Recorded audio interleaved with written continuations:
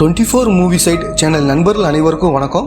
இன்னைக்கு நம்ம பார்க்க போறது போகைன் வில்லா அப்படிங்கிற சூப்பரான ஒரு மலையாள படத்தை பத்தி தான் பார்க்க போறோம். இந்த படத்தோட கதை என்னன்னா, ஹீரோவும் ஹீரோயினும் சேர்ந்த மாதிரி கார்ல போகும்போது எதிர்பாராம ஒரு விபத்து நடக்குது. அதனால ஹீரோயின் தான் பண்ற விஷயத்தெல்லாம் அடிக்கடி மறந்து போயிடுறாங்க. இதுக்கடையில ஒரு பொண்ணு காணாம போன கேஸ டேவிட்ங்கிற ஒரு போலீஸ் ஆபீசர் விசாரிக்க ஆரம்பிக்கிறாரு. அவர் விசாரிக்கும் போதான் நிறைய பொண்ணுங்க காணாம போன விஷயம் தெரிய வருது. அவர் ஹீரோயின் மேல சந்தேகப்பட்டு விசாரிக்க ஆரம்பிக்கிறாரு. உண்மையிலே அதுக்கு பின்னாடி இருக்கிற மர்மம் என்ன, காணாம போன பொண்ணுங்களுக்கு எல்லாம் என்னாச்சு, போலீஸ் அதை கண்டுபிடிச்சாங்களா இல்லையா, கடைசி வரைக்கும் செம்ம இன்ட்ரெஸ்டா கொண்டு போயிருப்பாங்க. இப்ப நம்ம படத்துக்குள்ள போவோம். ஸ்டார்டிங் சீனே ஒரு கணவன் மனைவி 2 பேரும் சேர்ந்த மாதிரி கார்ல வந்துட்டு இருக்காங்க. ஒய்ஃப் ஹஸ்பண்டோட தோல்ல சாஞ்ச மாதிரி தூங்கிட்டு இருக்காங்க. ஹஸ்பண்ட் தான் காரை ஓட்டிட்டு இருக்காரு. அப்ப எதிர்பாராம ஒரு ஆக்சிடென்ட் நடக்குது. அதுல 2 பேருக்குமே பயங்கரமா காயம் ஏற்படுது. அடுத்து 8 வருஷம் கழிச்சு நடக்கிறத காமிக்கிறாங்க. போகைன் வில்லாப்பூ அப்படிங்கிற காகித பூவை காட்டுறாங்க. இது ஒரு வீட்டுல தான் இருக்கு. இந்த வீட்டுல தான் அந்த ஒய்ஃப் இருக்காங்க போல. இவங்களுக்கு தான் ஆக்சிடென்ட் ஆயிருக்கும். இவங்க பேர் ரீத்து அப்படிங்கிறது. இவங்க தான் இந்த படத்துக்கு ஹீரோயினா இருப்பாங்க. இவங்களோட 2 பசங்களை ஸ்கூலுக்கு அனுப்புறதுக்காக தான் வந்திருக்காங்க. இப்ப பசங்க 2 பேரையும் அனுப்பி வச்சிடறாங்க. இப்ப ஒரு நபர் பால் பாக்கெட் தரதுக்காக வராரு. இவங்களும் அதை வாங்கிட்டு வீட்டுக்குள்ள நடந்து வந்துட்டு இருக்காங்க. எதையோ நினைச்சு யோசிச்சுக்கிட்டே வராங்க. இப்ப எதிர வீட்டு வேலைக்கார பொண்ணு வராங்க. அவங்க கிட்ட பசங்க எங்கன்னு மாதிரி கேக்குறாங்க. இவங்க தான் பசங்களை அனுப்பி வச்சிருப்பாங்க. அது மூலியம் அந்த விஷயத்த மறந்துடுறாங்க. இவங்க ஒரு டைரி வச்சிருக்காங்க. அந்த டைரியில அப்பப்ப எழுதி வச்சுக்கிடுவாங்க போல. அப்படி எழுதின சில விஷயங்களை இவங்க படிச்சு பாக்குறாங்க. அந்த ஆக்சிடென்ட் நடந்துச்சுல, அதுல இருந்து தான் இவங்களுக்கு இந்த ப்ராப்ளம் வந்திருக்கும். இவங்களை பொறுத்த வரைக்கும் ஆர்டிஸ்ட் மாதிரி நல்லா வரைவாங்க. அதிக நேரம் இந்த காகித பூவை மட்டும் வரைகிறாங்க. என்ன காரணம்னு தெரியல. இவங்க வரைஞ்ச பூவை போன்ல போட்டோ எடுத்து வச்சுக்கிறாங்க. அடுத்த சீன்ல இவங்களோட ஹஸ்பண்டை காமிக்கிறாங்க. இவரோட பேர் ராய்ஸ் அப்படிங்கிறது. இவர் தான் இந்த படத்துக்கு ஹீரோவா இருப்பாரு. இவரை பொறுத்த வரைக்கும் டாக்டரா இருப்பாரு. இவர் வேலை பார்க்குற இடத்துல புதுசா ஒரு டாக்டர் வந்திருக்காரு. 2 பேரும் ஒருத்தர் அறிமுகப்படுத்திக்கிறாங்க. அந்த வேலைக்கார பொண்ணோட பேர் ரமா அப்படிங்கிறது. ரமாவோட வீட்டுக்காரர் பேர் பிஜு அப்படிங்கிறது. அவரை பொறுத்த வரைக்கும் டிரைவிங் வேலை தான் பார்த்துட்டு இருப்பாரு. ஹீரோயின் எங்கேயாவது வெளியே போகணும்னு நினைச்சாங்கன்னா கால் பண்ணி வர வைப்பாங்க. அந்த மாதிரி ரமாவும் வீட்டுக்காரரை கிளம்பி வர சொல்றாங்க. இப்ப பிஜுவும் இங்க வந்துடுறாரு. ஹீரோயின் சொல்ற இடத்துக்கு கூட்டிட்டு வராரு. ஹோட்டல் மாதிரியான ஒரு இடத்துக்கு தான் வர வச்சிருக்காங்க. அந்த ஹோட்டல்ல இருக்கிறவர்கிட்ட தான் இவனோட பெயிண்டிங்ஸ் எல்லாம் விற்பாங்க போல. அந்த நபரும் 3000 ரூபாய்க்கு எடுத்துக்கிறேன் மாதிரி இதை வாங்கிக்கிறாரு. அடுத்த சீன்ல ஹீரோவை காமிக்கிறாங்க. இவருக்கு தனியா ஒரு ஃபார்ம் ஹவுஸ் இருக்கும். வாரத்துக்கு ஒரு தடவை இங்க வந்து ரிலாக்ஸ் பண்ணிட்டு போவாரு. இப்ப இவரும் இங்க வந்துடுறாரு. இவர் தான் ஒய்ஃப் வரைஞ்ச பெயிண்டிங் எல்லாம் வாங்கிட்டு வருவார் போல. இப்ப 2 பேர் வந்து இங்க வேலையெல்லாம் பார்த்துட்டு இருக்காங்க. இப்ப ஹீரோவும் அந்த பெயிண்டிங்கை ஒரு ரூம்ல கொண்டு வந்து வைக்கிறாரு. பார்த்தா இதே மாதிரி ஏகப்பட்டது வாங்கியிருக்காரு மாதிரி தெரிய வருது. ஒய்ஃபோட சந்தோஷத்துக்காக பண்ணுவார் போல. இப்ப ஹீரோயின் காரணமே இல்லாம அடிக்கடி அழுவாங்க போல. அப்படிதான் வீட்டுல அழுதுட்டு இருக்காங்க. இப்பதான் ஹீரோ வீட்டுக்கு வந்திருக்காரு. ரொம்ப நேரம் அழுதுட்டே இருந்தாங்க. அதனாலதான் உங்களுக்கு போன் பண்ண மாதிரி ரமாவும் சொல்றாங்க. இப்ப இவரும் ஒய்ஃபை கூட்டிட்டு போறாரு. அடுத்து ஒய்ஃபோட ரூமுக்கு வந்து அவங்க போன் எடுத்து பாக்குறாரு. அவங்க வரைஞ்ச பெயிண்டிங்ஸ் எல்லாத்தையும் போட்டோ எடுத்து வச்சிருப்பாங்க. அது எல்லாத்தையும் டெலீட் பண்ணிடுறாரு. அந்த போட்டோவை பார்த்து தேவையில்லாம பிரச்சனை பண்ணுவாங்க போல. அதனாலதான் இவர் டெலீட் பண்ணிருக்காரு போல. நைட்டு 2 பேரும் தூங்கிட்டு இருக்கும்போது யாரோ வீட்டுக்குள்ள நடமாடுற மாதிரியே ஒய்ஃபுக்கு தோணுது. சட்டுன்னு இவங்க கண் முழிச்சுறாங்க. ஹீரோவும் என்ன விஷயம் மாதிரி கேக்குறாரு. யாரோ உள்ள வந்த மாதிரி தோணுதுங்க, திருட்டு அதிகமா இருக்குன்னு நியூஸ்ல சொன்னாங்க மாதிரி இவங்க சொல்றாங்க. சரி கவலைப்படாத, கேமராலாம் செட் பண்ணிடலாம், நீ முதல்ல படுன்னு மாதிரி இவரும் சொல்றாரு. அடுத்த சீன்ல கேமரா செட் பண்றதுக்காக ஒரு டீம் வந்திருக்காங்க. டீம்ல ஒரு பொண்ணு 3 பசங்களும் இருக்காங்க. அந்த பொண்ணை பாக்குற இவங்களுக்கு ஒரு மாதிரி வித்தியாசமா தோணுது. அந்த பொண்ணையே குறுகுறுன்னு பாத்துட்டு இருக்காங்க. இப்ப ஹீரோவும் நீ போய் ஜூஸ் போட்டு எடுத்துட்டு வான்னு மாதிரி சொல்றாரு. அந்த பொண்ணு ஒரு காடை தர்றா. அதை எடுத்துட்டு வந்து கபோர்ட்ல வச்சுக்கிறாங்க. எதனால அந்த பொண்ணை வித்தியாசமா பார்த்தாங்கன்னு நமக்கு தெரியல. இவங்களும் ஜூஸ் ரெடி பண்ணிட்டு இருக்கும் போது பைத்தியம் பிடிச்ச மாதிரி பண்றாங்க. அதாவது கத்தி எடுத்து பக்கத்துல வராதீங்க, இங்கிருந்து போங்கன்னு மாதிரி எல்லாம் சொல்லிட்டு இருக்காங்க. இந்த பசங்களாம் ரொம்ப பயந்துடுறாங்க. அப்ப ஹீரோ இங்க வந்துடுறாரு. நீங்க எல்லாம் கொஞ்சம் தள்ளி போங்க, நான் பாத்துக்கிறேன் மாதிரி சொல்றாரு. ஹீரோ எவ்வளவு சொல்லி அவங்க கேட்க மாட்டேங்கிறாங்க. ஒய்ஃப் ஒரு அடி அடிக்கிறாரு. அவங்களும் மயங்கி கீழே விழுந்துறாங்க. அதுக்கப்புறம் அவங்கள ரூமுக்கு தூக்கிட்டு போறாரு. நீங்க வேலையை பாருங்கன்னு மாதிரி ஹீரோவும் இவங்க கிட்ட சொல்றாரு. இந்த பொண்ணு ரொம்ப பயந்துருப்பா. நேரத்துக்கு என்னாச்சுன்னு மாதிரி கேக்குறாங்க. இவரும் நடந்த விஷயத்த அந்த பொண்ணு கிட்ட சொல்றாரு. அடுத்து வேறொரு நாள் நைட்டு நடக்கிறத காமிக்கிறாங்க. 2 பேரும் ரூம்ல தூங்கிட்டு இருக்காங்க. அப்பதான் ஹீரோயினுக்கு சவுண்டு கேக்குது. இப்ப இவங்களும் போன் டார்ச் அடிச்ச மாதிரி ஒவ்வொரு இடமா தேடி பார்த்துட்டு இருக்காங்க. அப்படி பார்க்கும்போது ஒருத்தன் நிக்கிறது தெரிய வருது. அவன் திடீர்னு இவங்களை அட்டாக் பண்ண ஆரம்பிக்கிறான். திருட வந்திருப்பான் போல. இவங்களும் பயத்துல கத்துறாங்க. சவுண்டு கேட்டு ஹீரோவும் முழிச்சுறாரு. அங்க வந்து அவன் கூட பயங்கரமா சண்டை போறாரு. அடுத்த சீன்ல ஹீரோவோட தலையில அவரோட ஃப்ரெண்டு தையெல்லாம் போட்டுட்டு இருக்காரு. அந்த திருட அதுக்கப்புறம் தப்பிச்சு போயிருப்பான். அவன் கூட நடந்த சண்டையில இவருக்கு தலையில காயம் ஏற்பட்டிருக்கும். இந்த விஷயத்தை தான் ஃப்ரெண்டு கிட்ட சொல்லிட்டு இருக்காரு. அடுத்த ஹீரோயினை காமிக்கிறாங்க. இவங்க எப்பவுமே காகித பூவை தான் வரைவாங்க. ஆனா இன்னைக்கு சூரியகாந்தி பூ தான் இவங்க மனசுல தோணிக்கிட்டே இருக்கு. இவங்களுமே அந்த பூவை வரைஞ்சா என்னன்னு மாதிரி யோசிக்கிறாங்க. இதுக்கு முன்னாடி நம்ம வரைஞ்சதெல்லாம் போட்டோ எடுத்திருக்கோம்ல, அந்த போட்டோவை பார்க்கலாம்னு நினைச்சு செல்லுல போட்டோவை செக் பண்றாங்க. ஆனா போட்டோ எதுவுமே இல்ல. நம்ம ஒரு விஷயத்தை வரைஞ்சா அதை போட்டோ எடுக்கணும் மாதிரி இவங்க எழுதி வச்சிருப்பாங்க. அப்படி இருந்தும் நம்ம ஏன் போட்டோ எடுக்கல, அடுத்த தடவை போட்டோ எடுக்கணும் மாதிரி நல்லா மார்க் பண்ணி வச்சிருக்காங்க. ஆனா இந்த போட்டோவெல்லாம் ஹீரோ தான் டெலீட் பண்ணிருப்பாரு. இவங்களுக்கு சூரியகாந்தி பூ மாதிரி தோணுச்சுல, ஏன் அப்படி தோணுச்சு மாதிரி யோசிச்சுட்டு இருக்காங்க. இப்ப ரமாவும் என்னமா தலைவலிக்குதா, நான் போய் டீ போட்டு எடுத்துட்டு வரேன், அது வரைக்கும் டிவி பாருங்கன்னு மாதிரி டிவியை ஆன் பண்ணி ரிமோட்டை கொடுத்துறாங்க. டிவியில ஒரு பொண்ணு காணாம போனதை பத்தி சொல்றாங்க. அந்த பொண்ணோட பேர் சாயான்னு சொல்றாங்க. அந்த பொண்ணை பாக்குற இவங்களும் அதிர்ச்சி ஆகிறாங்க. அந்த பொண்ணு போட்டிருக்க ட்ரெஸ்ல சூரியகாந்தி பூ இருக்கு. அந்த பொண்ணை எங்கேயோ பார்த்த மாதிரி இவங்களுக்கு தோணுது. இப்ப இவங்களும் ரமா கிட்ட என்ன சொல்றாங்கன்னா, இந்த பொண்ணை எங்கேயோ பார்த்திருக்கேன், ஆனா எங்க பார்த்தேன்னு தான் ஞாபகம் இல்ல, உனக்கு ஏதாவது ஞாபகம் இருக்கான்னு மாதிரி கேக்குறாங்க. ரமாவும் எனக்கு தெரியலன்னு மாதிரி சொல்றாங்க. அம்மா, நம்ம 2 பேரும் மார்க்கெட்டுக்கு போகும்போது ஒரு பொண்ணோட போட்டோவை காமிச்சு ஒரு போலீஸ் விசாரிச்சாரு. போட்டோவை நான் பார்க்கல, நீங்க மட்டும் தான் பாத்தீங்க, ஒருவேளை அந்த பொண்ணா கூட இருக்கலாம் மாதிரி ரமா சொல்றாங்க. இப்ப ஈவினிங் ஹீரோவும் வீட்டுக்கு வந்துறாரு. உங்ககிட்ட உன்னை காட்டணும் மாதிரி ஹீரோவை வேகமா ரூம் கூட்டிட்டு வராங்க. இவங்களும் தான் வரைஞ்ச சூரியகாந்தி பூவை தான் காமிக்கிறாங்க. அதே மாதிரி பசங்களுக்காக முயல் வவால்லாம் வரைஞ்சிருக்காங்க. இப்ப பசங்களும் வந்துடுறாங்க. உடனே ரூம் கூட்டிட்டு வந்து அதெல்லாம் காமிக்கிறாங்க. அவங்களும் சூப்பரா இருக்குன்னு சொல்லிட்டு இருக்காங்க. அடுத்த சீன்ல ஒரு போலீஸ் ஆபீசர் இவங்க வீட்டுக்கு வராரு. இவரோட பேர் டேவிட் அப்படிங்கிறது. இவர் ஏசிபியா தான் இருப்பாரு. ஏதோ ஒரு விசாரணை பண்றதுக்காக தான் இங்க வந்திருக்காரு போல. இப்ப ஹீரோவும் என்ன விஷயம் மாதிரி கேட்டுட்டு இருக்காரு. டேவிட்டும் ஹீரோயின் கிட்ட விசாரணை பண்ண ஆரம்பிக்கிறாரு. ஹீரோயின் ஒரு பொண்ணை ஃபாலோ பண்ணிருப்பாங்க போல. போட்டோவில் இருக்கிறது நீங்க தானு மாதிரி கேக்குறாரு. இவங்களும் பார்த்துட்டு ஆமான்னு சொல்றாங்க. சரி சொல்லுங்க, எதுக்காக சாயாவை ஃபாலோ பண்ணீங்க மாதிரி கேக்குறாரு. அவங்க யாருன்னு எனக்கு தெரியாது, நான் யாரையும் ஃபாலோ பண்ணல, எனக்கு எதுவுமே ஞாபகம் இல்லைன்னு மாதிரி சொல்றாங்க. இந்த பொண்ணு தான் சாயான்னு இவரும் டிவியில காமிச்ச அந்த பொண்ணோட போட்டோவை காமிக்கிறாரு. இப்ப ஹீரோவும் டேவிட்டை வெளியில கூட்டிட்டு வந்து பேச ஆரம்பிக்கிறாரு. ஒய்ஃபோட பிரச்சனையை பத்தி பேசி புரிய வைக்கிறாரு. இப்ப டேவிட் என்ன சொல்றாருன்னா, காணாம போன பொண்ணு ஒரு பெரிய ஆளோட பொண்ணு, நாங்க கண்டுபிடிச்சே ஆகணும், அதுக்கு உங்க ஒய்ஃபோட உதவி தேவைப்படுது, நாளைக்கு நீங்களே ஸ்டேஷனுக்கு கூட்டிட்டு வாங்க, வரும்போது உங்க ஒய்ஃபோட ரிப்போர்ட்டையும் கொண்டு வாங்கன்னு மாதிரி சொல்றாரு. மறுநாள் டேவிட்டும் இவங்க கிட்ட விசாரணை பண்ண ஆரம்பிக்கிறாரு. இவர் யாருன்னே ஹீரோயினுக்கு மறந்து போயிடுச்சு போல. டேவிட்டும் அந்த சாயாங்கிற பொண்ணை பத்தி தான் மறுபடியும் கேட்கிறாரு. இவங்களும் அதே பதில தான் சொல்றாங்க. அது எப்படி மேடம் தெரியாத ஒரு பொண்ணை ஃபாலோ பண்ண முடியும், அந்த பொண்ணு காலேஜ் விட்டு வெளியே வர்றா, நீங்க ஃபாலோ பண்ணி போறீங்க, பாருங்க இந்த ஃபுட்டேஜ் எல்லாம் எங்ககிட்ட இருக்கிற மாதிரி சொல்றாரு. இவர் சொன்னதை வச்சு யோசிச்சு பாக்குறாங்க. அதாவது சாயா பின்னாடி இவங்க போயிட்டு இருக்கும் போது சாயா கிட்ட வேறொரு பொண்ணு பேசுறதுக்காக போயிருப்பாங்க. இந்த விஷயத்த இவங்க டேவிட் கிட்ட சொல்றாங்க. என்னது, வேற ஒரு பொண்ணு பேசுறதுக்காக போனாங்களா, அவங்க யாரு, நல்லா யோசிச்சு சொல்லுங்கன்னு மாதிரி இவர் கேக்குறாரு. இப்ப இவங்களும் நல்லா யோசிச்சு பாக்குறாங்க. அந்த சாயா கிட்ட ரம்மா தான் பேசுறதுக்காக போறாங்க. அதைத்தான் பார்த்த மாதிரி இவங்களுக்கு ஞாபகம் வருது. இந்த விஷயத்த பத்தி இவர்கிட்ட சொல்றாங்க. அடுத்த சீன்ல ரமா கிட்ட விசாரிக்க ஆரம்பிக்கிறாரு. ஹீரோயின் சொன்ன விஷயத்த பத்தி சொல்லி, நீங்க எதுக்காக அந்த பொண்ணு கிட்ட போய் பேசுறீங்க மாதிரி கேக்குறாரு. சார், நான் யாரையும் பார்க்கல, யார்கிட்டையும் போய் பேசல, அவங்க ஏதோ ஒரு கற்பனை பண்ணி பேசுறாங்க, அப்படி எதுவும் இல்லைன்னு ரமாவும் சொல்லிடுறாங்க. அடுத்து ரமாவோட வீட்டுக்காரர் பிஜுவை கூப்பிட்டு பேசுறாங்க. இவரும் ஹீரோயினுக்கு இருக்கிற ப்ராப்ளத்தை பத்தி எல்லாம் சொல்றாரு. அடுத்து ஹீரோவை கூப்பிட்டு பேச ஆரம்பிக்கிறாரு. ரமாவும் பிஜுவும் ஆள் எப்படி, அவங்க ஏதாவது பண்ணிருக்க வாய்ப்பு இருக்காரு மாதிரி கேக்குறாரு. சார், என் ஒய்ஃபு கற்பனை கலந்து சொல்லுவாங்க, அதெல்லாம் வச்சு இவங்க 2 பேரையும் சந்தேகப்பட வேணாம் மாதிரி சொல்றாரு.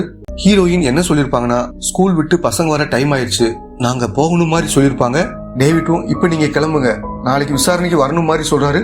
இப்ப நடந்து போன ஹீரோவும் திரும்பி ஒரு விஷயத்த சொல்ல ஆரம்பிக்கிறாரு. எங்களுக்கு 2 பசங்களே கிடையாது, எல்லாமே அவளோட கற்பனை மாதிரி சொல்றாரு. என்ன சொல்றீங்கன்னு டேவிட்டும் அதிர்ச்சி ஆகிறாரு.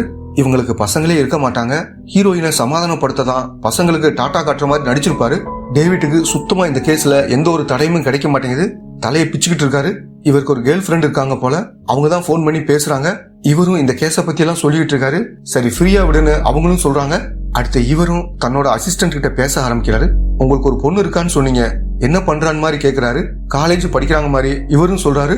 டேவிட்டும் ஸ்டேஷன்ல இருந்த எல்லா ஃபைலையும் செக் பண்ணும்போது இதுக்கு முன்னாடியே நிறைய பொண்ணுங்க காணாம போயிருக்காங்கன்ற விஷயம் தெரிய வந்திருக்கும். மேக்சிமம் டூரிஸ்டா வருவாங்கல்ல, அவங்க தான் காணாம போயிருக்காங்கன்ற விஷயம் இவருக்கு தெரிய வந்திருக்கும். அப்படி காணாம போனவங்க லிஸ்ட் எல்லாம் வேணும் மாதிரி கேக்குறாரு. ஏற்பாடு பண்றேன்னு அசிஸ்டன்ட்டும் இவர்கிட்ட சொல்றாரு. இப்ப மீராங்கிற ஒரு பொண்ணை காமிக்கிறாங்க.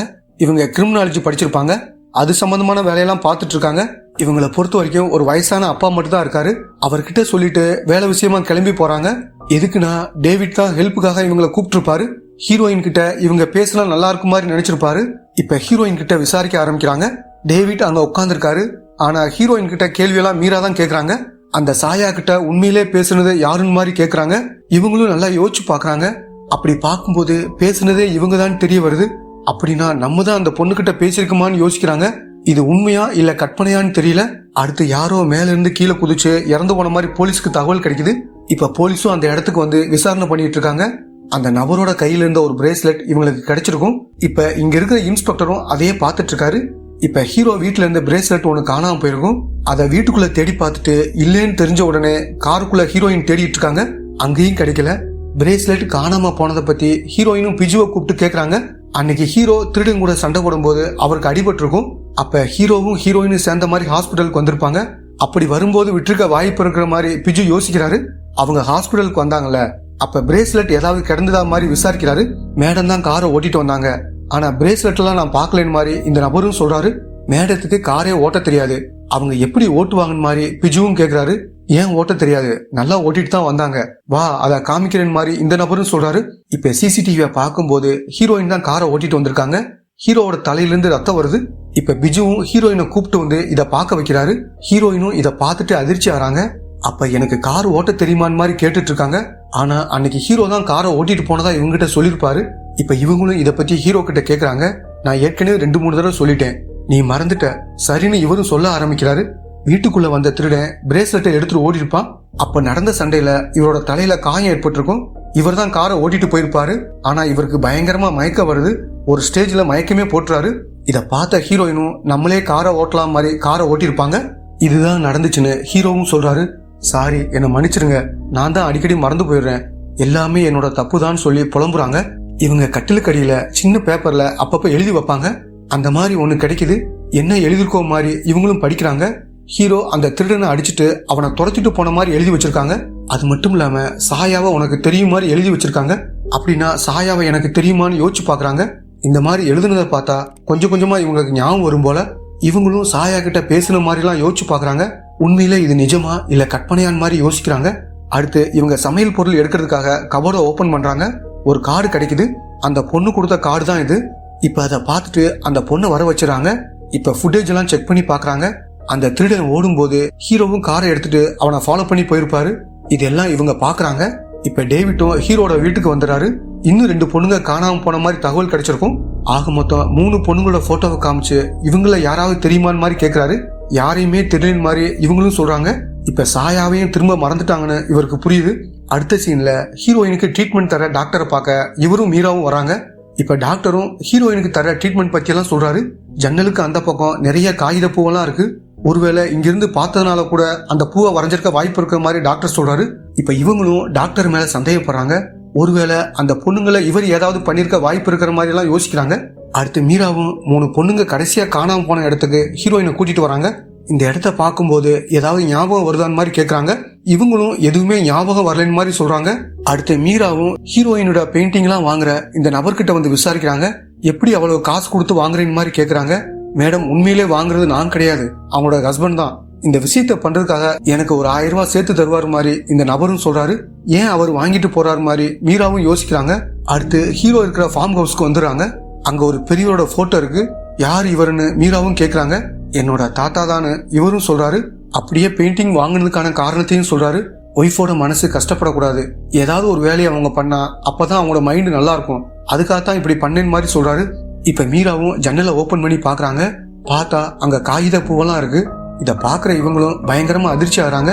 டாக்டரோட இடத்த பார்த்து வரைஞ்சாங்கன்னு மாதிரி தோணுச்சுல, ஏன் இந்த இடத்த பார்த்து வரைஞ்சிருக்க கூடாதுன்னு மாதிரி தோணுது. உங்க ஒய்ஃப் அடிக்கடி இந்த இடத்துக்கு வருவாங்கன்னு மாதிரி கேக்குறாங்க. கல்யாணமான புதுசுல இங்க வருவோம், அதுக்கப்புறம் அடிக்கடி இங்க வரமாட்டா, எப்பயாவதுதான் வருவான்னு மாதிரி இவரும் சொல்றாரு. இப்ப மீராவும் பதட்டமா இங்கிருந்து கிளம்பி போறாங்க. அடுத்த சீன்ல டேவிட்டும் ஹீரோட வீட்டுக்கு வந்துடுறாரு. நேத்துல இருந்து மீராவை காணாம மாதிரி சொல்றாரு. இவரும் சிசிடிவியை செக் பண்ணி பாக்குறாரு. நேத்து மதியம் மீரா ஹீரோயினை பார்த்து பேசுறதுக்காக வந்திருக்காங்க. 1 மணி நேரம் இருந்துட்டு கிளம்பி போகும்போதுதான் ஹீரோ கார்ல வீட்டுக்கு வந்திருக்காரு. இதெல்லாம் டேவிட் பாக்குறாரு. நேத்து நைட்டு 2 பேரும் வெளியே போயிட்டு வந்திருக்கீங்க, நீங்க எங்க போயிட்டு வந்தீங்கன்னு மாதிரி டேவிட்டும் கேக்குறாரு. சார், கடைக்கு போயிட்டு வந்தோன்னு மாதிரி ஹீரோவும் சொல்றாரு. சரின்னு டேவிட்டும் இங்கிருந்து கிளம்பி போறாரு. அடுத்து ஹீரோவும் ஹாஸ்பிட்டல்ல வேலை இருக்கிற மாதிரி சொல்லிட்டு கிளம்புறாரு. ஆனா அங்க போகாம ஃபார்ம் ஹவுஸ்க்கு தான் வராரு. இப்ப இவரோட நடைய கொஞ்சம் வித்தியாசமா மாறுது. ஹீரோவும் கறியெல்லாம் சமைச்சிட்டு இருக்காரு. இங்க நிறைய நாய்கள்லாம் இருக்கு போல. அந்த நாய்களுக்கு கறியை போடுறதுக்கு தான் அவர் வந்திருக்காரு. இப்ப தாத்தாவோட போட்டோவை பார்த்த மாதிரி எதையோ யோசிச்சு பாக்குறாரு. ஹீரோவோட அம்மா இருக்காங்களே, வேற ஜாதியை சேர்ந்த ஒரு நபரை கல்யாணம் பண்ணிருப்பாங்க. ஆனா பொருளாதார பிரச்சனைனால இவங்களால நிம்மதியான வாழ்க்கை வாழ முடியல. அதனால திரும்ப அப்பா கிட்டே வந்துடுறாங்க. அப்பாவும் என்ன சொல்றாருன்னா, உன்னையும் உன் பையனையும் ஏத்துக்கிறேன், ஆனா உன் வீட்டுக்காரனை ஏத்துக்க மாட்டேன்னு சொல்லி அவனை அடிச்சு துரத்தி விட்டுறாரு. அம்மாவும் ஹீரோவும் மட்டும்தான் அந்த வீட்டுல வாழ ஆரம்பிக்கிறாங்க. ஒரு நாள் ஹீரோவும் தாத்தாவோட சேர்ல உட்காந்து பாத்துட்டு இருக்காரு. தாத்தாவை பார்த்ததும் எந்திரிச்சு போக பாக்குறாரு. ஆனா தாத்தா இருக்காருல்ல, இது உன்னோட சேர் தான், நீ உட்காருன்னு மாதிரி சொல்லிடுறாரு. தாத்தாவும் பேரனுக்கு நிறைய விஷயங்களை சொல்லித்தராரு. நம்ம எல்லாம் ஆண்ட ஜாதி, யாரையும் நம்ம மதிக்க கூடாது, நம்ம கெத்தா இருக்கணும் மாதிரிலாம் சொல்லித்தராரு. இந்த பையனும் தாத்தாவோட பேச்சை கேட்டு கொஞ்சம் கொஞ்சமா மாறிக்கிட்டு இருக்கான். நைட் நேரம் தாத்தா ஒரு இடத்துக்கு போறாரு. எங்க போறாருன்னு இவனு ஒளிஞ்சிருந்து கவனிக்கிறான். தாத்தா கிட்ட 2 பொண்ணுங்களை கூட்டு வந்து விடுறாங்க. அந்த பொண்ணுங்களை தாத்தாவும் எங்கேயோ கூட்டிட்டு போறாரு. எங்க கூட்டிட்டு போறாருன்னு இந்த பையனுக்கு புரிய மாட்டேங்குது. அதே மாதிரி அடுத்த தடவை வேற ஒரு பொண்ணை கூட்டிட்டு வந்து விடுறாங்க. தாத்தா அந்த பொண்ணோட ஒன்னா இருக்காரு. ஒரு ஸ்டேஜ்ல அந்த பொண்ணை சாகடிச்சிடாரு. இதையெல்லாம் இந்த பையன் மறைஞ்சிருந்து கவனிக்கிறான். இவங்க வீட்டுல ஒரு வாட்ச்மேன் குடும்பத்தோட தங்கியிருக்காரு. இப்ப தாத்தாவும் அவருக்கு ஒரு வேலையை கொடுத்து அங்கிருந்து அனுப்பிச்சு விடுறாரு. அந்த ஒய்ஃப் கூட சந்தோஷமா இருக்காரு. இதுவும் இந்த பையனுக்கு தெரிஞ்சிருது. இவனும் அவங்க ஒன்னா இருக்கிறத எட்டி பார்த்துட்டு இருக்கான். அதை அந்த பொண்ணும் கவனிச்சுறாங்க. இவன் கவனிக்கிறான்னு தெரிஞ்சும் சிரிச்சுக்கிட்டே பார்த்துட்டு இருக்காங்க. அதே மாதிரி இன்னைக்கு பார்க்கலாம் மாதிரி இந்த சின்ன பையன் ஜன்னல் வழியா பார்த்துட்டு இருக்கான். அப்ப பின்னாடி அந்த பொண்ணு வந்து இவனை லாக் பண்ணிடுறாங்க. இவனுமே பயப்படுறான். ஆனா அந்த பொண்ணு இவனை வீட்டுக்குள்ள கூட்டிட்டு போயிடுறாங்க. இப்படித்தான் கொஞ்சம் கொஞ்சமா தாத்தா மாதிரி மாறி இருப்பான். பொண்ணுங்க கூட ஒன்னா இருக்கிறது இவனோட ரத்தத்திலே ஊறி போயிருக்கும். இப்பதான் இந்த வீட்டுல இருக்கிற சீக்கிரட்டான ஒரு இடத்த காமிக்கிறாங்க. பார்த்தா இந்த இடத்துல தான் மீராவை அடைச்சு வச்சிருக்க மாதிரி தெரிய வருது. இப்ப ஹீரோயினும் சிசிடிவி ஃபுட்டேஜை செக் பண்றாங்க. ஹீரோ இந்த கார் எடுத்துட்டு கிளம்புறாரு. இந்த மாதிரி கார் எடுத்துட்டு தான் ஃபார்ம் ஹவுஸ்க்கு போவாரு. அப்ப ஹீரோ அங்கதான் போயிருக்காருன்னு புரிஞ்சுக்கிறாங்க. அடுத்து பிஜுவை கூப்பிட்டுக்கிட்டு மீராவோட வீட்டுக்கு வந்துடுறாங்க. இப்ப ரம்மாவும் விசாரிக்கிறதுக்காக வீட்டுக்குள்ள போறாங்க. ஹீரோயின் வெளியிலே வெயிட் பண்றாங்க. இப்ப ரம்மாவும் என்ன சொல்றாங்கன்னா, வெளியில யாரோ கார்ல வந்து ஹார்ன் அடிச்சிருக்காங்க, மீரா வெளியில வரும்போது யாரோ தூக்கிருக்காங்க மாதிரி சொல்றாங்க. இப்ப இவங்களோட மைண்டுக்குள்ள சில விஷயங்கள் ஓடிட்டு இருக்கு. அது என்னதுன்னா, மீரா வெளியில வரும்போது இவங்களும் ஹீரோவும் வெளியில வெயிட் பண்ணிட்டு இருக்க மாதிரி எல்லாம் இவங்களுக்கு தோணுது. அப்ப நம்ம தான் மீராவை தூக்கிருக்குமான்னு மாதிரி யோசிக்கிறாங்க. இங்க மீரா முழிக்கிற மாதிரி இருக்காங்க. அதனால இவரும் மயக்கூசி போடுறதுக்காக வராரு. அப்ப ஹீரோயினும் ரம்மாவும் சேர்ந்த மாதிரி காலிங் பெல் அமைக்கிட்டு இருக்காங்க. இப்ப ஹீரோவும் வந்து கதவை திறந்து விடுறாரு. இந்த நேரத்துல ஏன் வந்தீங்க, பனி அதிகமா இருக்குல்ல, உள்ள வந்து உட்காருங்கன்னு மாதிரி சொல்றாரு. இப்ப ஹீரோவும் கதவை லாக் பண்ணிட்டு வெளியே வராரு. வந்து பிஜுவை போட்டு பயங்கரமா அடிக்கிறாரு. உள்ள இருக்கிற இவங்க 2 பேரும் அதிர்ச்சியா பாத்துட்டு இருக்காங்க. ஒரு ஸ்டேஜ்ல பிஜுவை அடிச்சே சாகடிச்சிடாரு. நாயை வேற ஓபன் பண்ணிடுறாரு. இவரோட உடம்ப கடிக்கிறதுக்காக நாய்களும் வந்துட்டு இருக்கு. ஒரு ஸ்டேஜ்ல ஹீரோயினும் கதவை உடைச்சிட்டு ரமாவை வெளியில கூட்டிட்டு வந்துடுறாங்க. ரமாவும் தப்பிச்சு ஓடலாம்னு நினைக்கும் போது ஹீரோ அவங்கள அட்டாக் பண்ணிடுறாரு. இப்ப ரமாவும் மயங்கி விழுந்துடுறாங்க. இவரை பார்த்து ஹீரோயின் பயப்படுறாங்க. ஆனா ஹீரோயினை இவர் எதுவுமே பண்ண மாட்டேங்கிறாரு. ஏன்னா இவங்க கொஞ்ச நேரத்துல எல்லாத்தையும் மறந்துடுவாங்கல்ல, அதனால பெட்ல படுக்க வைக்கிறாரு. அதே சமயம் ரமாவை அந்த ரூமுக்கு தூக்கிட்டு வந்துட்டு இருக்காரு. இந்த 2 பேர் கூடயும் ஒன்னா இருக்கலாம் மாதிரி யோசிக்கிறாரு. இப்ப ரிலாக்ஸ் பண்றதுக்காக மேல வராரு. அங்க இருக்கிற பெயிண்டிங்ஸ் எல்லாத்தையும் கொளுத்தி விடுறாரு. ஹீரோயினுக்கு ஆக்சிடென்ட் ஆகி எல்லாத்தையும் மறந்துடுவாங்கல்ல, அதை இவருக்கு சாதகமா பயன்படுத்திக்கிறாரு. அதே மாதிரி ஹீரோயின் சில விஷயங்களை ஞாபகம் வச்சுக்கிடுவாங்க. அதை மறக்க வைக்க இவங்க தலையை பிடிச்சு தண்ணிக்குள்ள முக்குவாரு. இவங்களும் பழசெல்லாம் மறந்துடுவாங்க. பொண்ணுங்களை தூக்குறதுக்கு இவர் என்ன பண்ணுவாருன்னா, ஹீரோயினை வச்சே பேச வைப்பாரு. பொண்ணுங்க பேசினா அவங்க நம்புவாங்கல்ல, அந்த மாதிரி லிப்ட் கொடுத்து கார்ல ஏத்திக்கிடுவாங்க. அதுக்கப்புறம் அந்த பொண்ணை இவர் தூக்கிடுவாரு. அதுக்கப்புறம் ஹீரோயினுக்கு ஞாபகம் வராம இருக்க தண்ணியில முக்கி மறக்க வச்சிருவாரு. இப்பதான் மீராவை எப்படி தூக்குனாங்க மாதிரி நமக்கு காமிக்கிறாங்க. ஹீரோயின் மட்டும்தான் மீரா கிட்ட பேசுற மாதிரி வெயிட் பண்ணிட்டு இருப்பாங்க. ஆனா இவர் ஒளிஞ்சுதான் இருப்பாரு. திடீர்னு வந்து மீராவை லாக் பண்ணி தூக்கிட்டு போயிடாரு. ஆனா ஹீரோயினுக்கு நம்ம பக்கத்தெல்லாம் இருந்தோம்ன்றதே மறந்து போயிருக்கும். மறுபடியும் ஹீரோயினை மறக்க வைக்கிறதுக்காக இவங்களை தண்ணிக்குள்ள முக்கலாம்னு நினைக்கிறாரு. ஆனா இவங்க தடுத்து ஹீரோவை தண்ணியில முக்கிறாங்க. அதே மாதிரி இங்கிருந்து தப்பிச்சு ஓடுறாங்க. இப்ப ஹீரோவும் துப்பாக்கி எடுத்துக்கிறாரு. நாய்களும் வேகமா ஹீரோயினை அட்டாக் பண்றதுக்காக போதுங்க, இங்கேயே நில்லுங்கன்னு மாதிரி ஹீரோவும் அதுகிட்ட சொல்றாரு. இப்ப இவர் மட்டும் ஹீரோயினை துரத்திட்டு போறாரு. இவங்க காட்டு பகுதியெல்லாம் ஓடிட்டு இருக்காங்க. தெரியாம கால் தடுமாறி தண்ணிக்குள்ள விழுந்துடுறாங்க. இப்ப நாய்களும் இவங்களை கடிக்கிறதுக்காக வேகமா வருதுங்க. ஆனா ஹீரோ நாயத்தான் சொல்றாரு. ஹீரோயினை அங்கிருந்து காப்பாத்தி வெளியே கொண்டு வராரு. அவங்க மேல பாசமெல்லாம் கிடையாது. ஏன்னா அவங்க மூலமா தான் இன்னொரு பொண்ணை தூக்க முடியும். அதனாலதான் இப்படி பண்றாரு. இப்ப மயக்க ஊசி எடுத்து ஹீரோயின் கிட்ட தூக்கி போறாரு.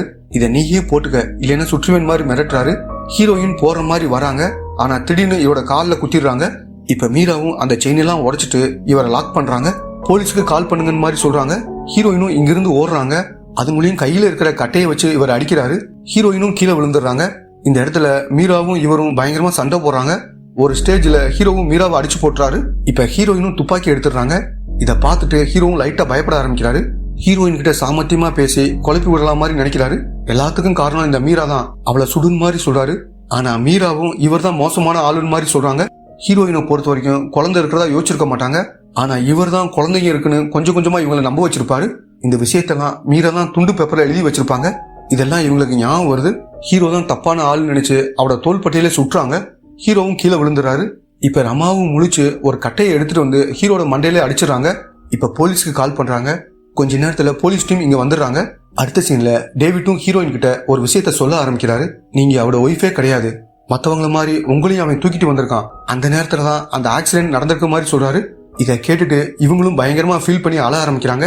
இப்ப ஜெயில இருக்கிற ஹீரோவை பார்க்க ஹீரோயின் வராங்க. நீ எப்படி இருக்குன்னு மாதிரி ஹீரோவும் கிண்டலா கேக்குறாரு. ஹீரோயினும் இவரை பயங்கரமா திட்டிட்டு இங்கிருந்து கிளம்பி போறாங்க. பாலத்துல இருந்து ஒருத்தன் கீழே விழுந்து இறந்து போனான்ல, அவன் யாருன்னா ஹீரோ வீட்டுல திருட வந்தவன் தான். இவர் தான் அவனை கொலை பண்ணி கீழே தூக்கி போட்டிருப்பாரு. சின்ன வயசுல ஏற்பட்ட பழக்கம் ஹீரோவை இந்த அளவுக்கு மாத்திருக்கு. இதோட இந்த படம் முடியுது.